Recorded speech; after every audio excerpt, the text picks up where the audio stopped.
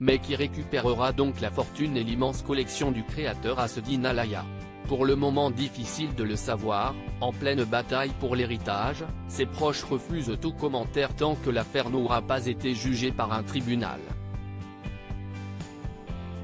Ce qui devrait arriver, il y a peu, le compagnon du couturier défunt, Christophe Vonneveiller, a déposé plainte pour abus de faiblesse contre X, une plainte qu'il a renouvelée le 14 avril 2022, la première plainte avait été déposée en août 2021, en se constituant partie civile, ce qui va déclencher la nomination d'un juge d'instruction.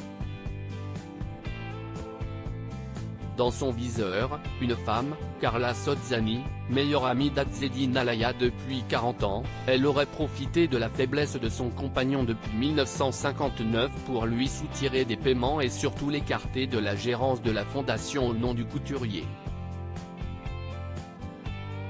Récupérant ainsi un certain contrôle sur l'argent et les pièces de mode qu'il détenait, on estime que sa collection se composerait d'environ 32 000 pièces de luxe. Pour le moment, Christophe Vonneveiller refuse de s'exprimer publiquement sur cette affaire, attendant sans doute de voir où sa plainte va aboutir. Atteint de troubles cognitifs avec perte d'autonomie selon un médecin, il est en tout cas protégé par sa nièce Suzanne, qui s'est associée à la plainte. Mais pas uniquement, les grands noms de la mode, comme Naomi Campbell, sont également derrière lui.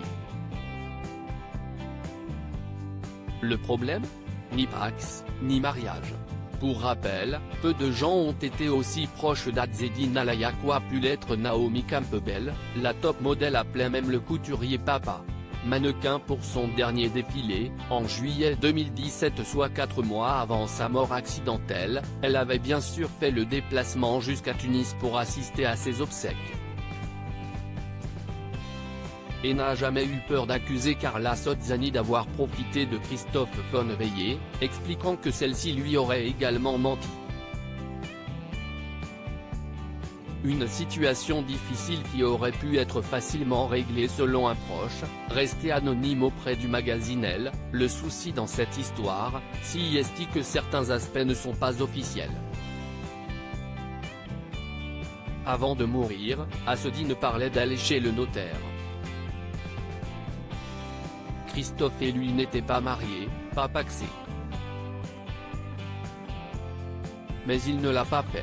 Il faut dire que sa mort, survenue le 18 novembre 2017, s'était produite de manière totalement accidentelle, en raison d'une chute dans les escaliers. Aujourd'hui, deux camps s'affrontent donc et se réclament plusieurs millions d'euros dans une histoire qui n'est pas prête de se boucler. Heureusement, la collection Asseddine Nalaya est, quant à elle, toujours là. Depuis la mort du couturier, 14 expositions ont déjà été organisées, pour environ 100 000 visiteurs. Un gros travail qui pourrait voir un tournant arriver. Tout dépendra du tribunal, désormais.